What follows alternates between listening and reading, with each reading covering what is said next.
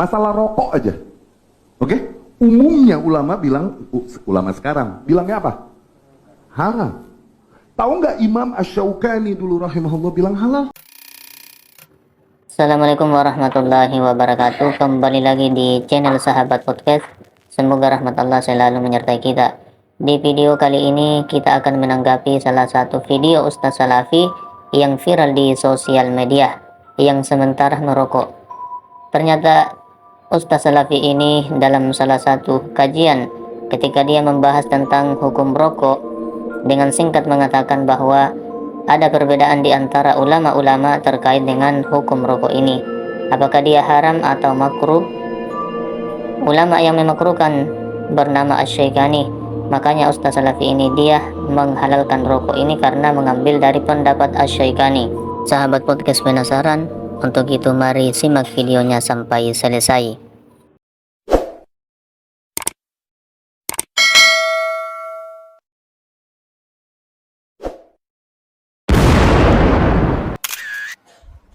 Coba tanya kepada ahli kesehatan, dokter, apa manfaat rokok? Ada nggak?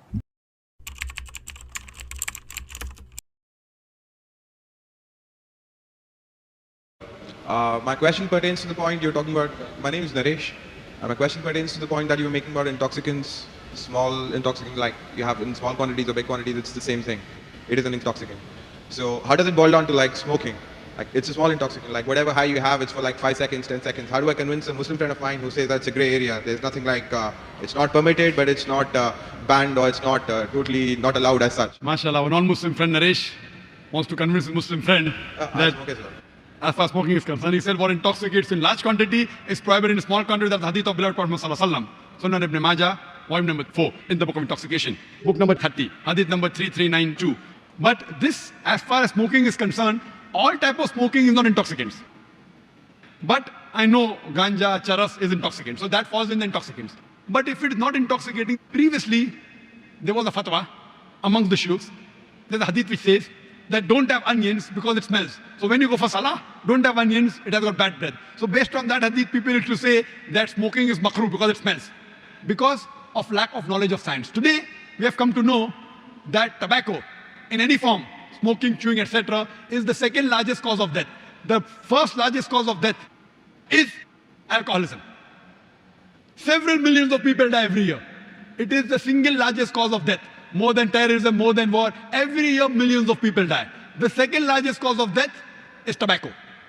According to World Health Organization, every year, more than 4 million people die only because of tobacco.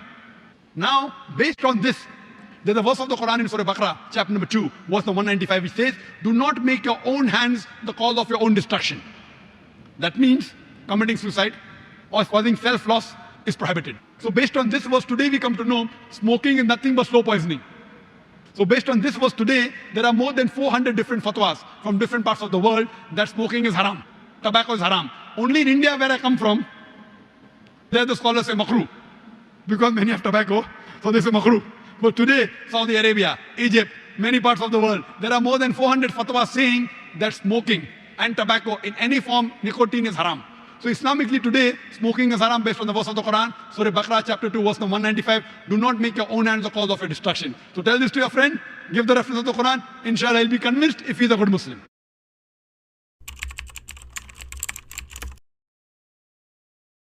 Mengapa hukum rokok ada yang bilang makruh, ada yang bilang haram? Mana yang benar? Menurut Anda kira-kira kan? Coba, begini, saya pernah ceritakan itu hari. Ada seorang guru di Saudi, saya ingatkan kembali, berdialog sama seorang syekh. Syekhnya dibilangin sama guru ini. Guru sekolah ya, dia berpendidikan, dia bilang, Syekh, kenapa Anda mengatakan rokok itu haram? Apa sebabnya? Sementara dalam Al-Quran tidak ada dalil menyebutkan rokok secara khusus, nggak ada. Kenapa harus dibilang haram? Kata syekhnya, kau makan apel? Dia bilang, iya. Kau makan jeruk? Iya. Baik, ada nggak disebut dalam Al-Quran apel sama jeruk? Dia bilang tidak ada. Baik, itu tidak ada, tapi boleh dimakan. Kenapa? Karena masuk dalam umumnya firman Allah, Allah menghalalkan semua yang baik-baik dan Allah mengharamkan yang khaba'ith, yang buruk, gitu kan? Jadi ulama mengeluarkan kaidah semua yang baik maka halal, semua yang buruk maka haram. Semua subhanallah yang haram itu pasti berefek tidak baik, gitu kan? Lalu dia bilang, tapi setahu saya tidak buruk karena saya merasa nyaman-nyaman saja, gitu kan? Saya merokok, saya percaya diri, saya nggak ada masalah. Ya orang mau mengatakan badan saya bau, baju saya bau, mulut saya bau itu perkataan dia, tapi saya merasa nyaman-nyaman saja, nggak ada masalah, gitu kan? Berarti bisa saya katakan itu thayyibat, berarti baik ini buat saya. Dari mana tolok ukurnya ini baik atau buruk? Kata syekhnya, baik, kalau kamu mau lebih dalam lagi, Sekarang saya tanya kata Syekh, kalau kamu pulang ke rumah habis ngajar, kamu temukan istri kamu lagi pegang rokok, anak kamu lagi pegang rokok, kamu biarin atau kamu larang? Kata gurunya ini, saya larang Syekh. Kenapa kau larang? Dia bilang karena itu tidak baik. Nah, ini masuk dalam jawaban kamu sendiri. Kalau baik kamu biarin mereka merokok, beliin kalau perlu, sama-sama rokok ngepul di situ gitu kan. Tapi enggak ternyata, gitu kan. Jadi lebih baik ditinggalkan. Nah, itulah tadi pemaparan dari para ustaz, para syekh terkait dengan hukum rokok.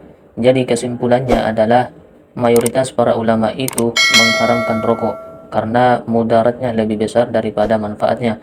Adapun video Ustaz Salafi yang menghalalkan rokok, saya mengingatkan kepada sahabat podcast, jangan sampai kita berlebihan dalam menghujat lantaran dari satu kesalahan kita tidak mengingat banyaknya kebaikan yang diberikan kepada kita, dan mari berdoa kepada Allah Subhanahu wa taala semoga diberi hidayah.